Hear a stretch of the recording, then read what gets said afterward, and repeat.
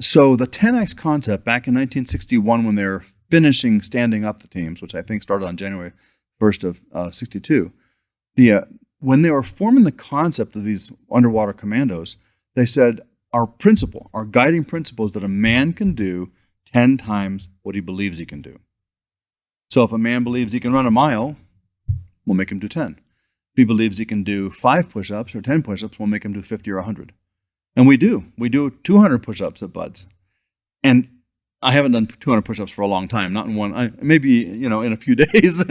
But of course I could do 200 push-ups in one day, but I don't do them all in one set anymore. But we did there. And again, back to the Wild Wild West idea, there was a structure of saying you must stop at 50. The control for the trainers was don't make them do more than 50 because that's hazing, right? It was like a policy in the manual of how to train.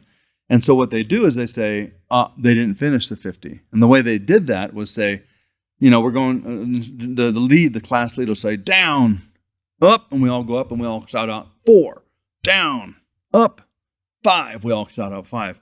We get up to 48 or so. It was always this way. My class started at 142 guys, I think, and we ended up with 15.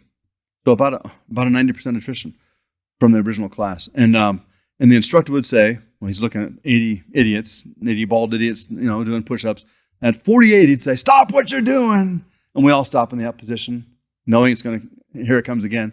And he'd say, Dubois had his ass in the air. Everybody say, thank you, Dubois. And the class is like, thank you, Dubois. And the instructor says, all right, class leader, start over. Down, 1, down, 2.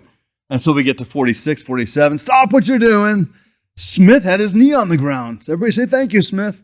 Thank you, Smith. Class leader, start him off. So we do 3 or 4 sets of that when we got to our peak of training. So that's 10 times more than 20 push-ups. And an average man can do 20 push-ups. An average fit man, of course, fitness, that's a huge question mark. What is fitness today compared to 20 or 40 or 50 years ago?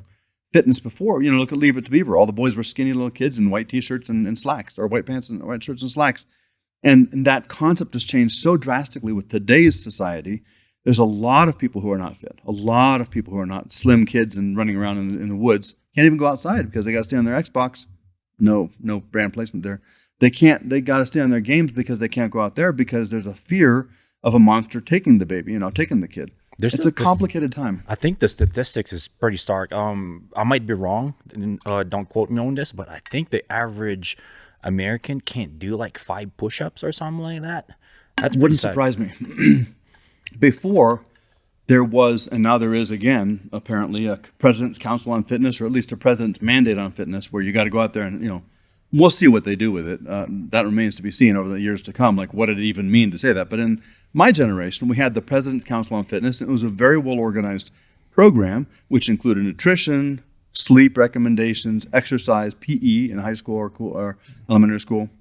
And so kids would just fit all the time. Did you all eat real food then in high school or in school? I wouldn't say it was real food. It wasn't Power Bars, though.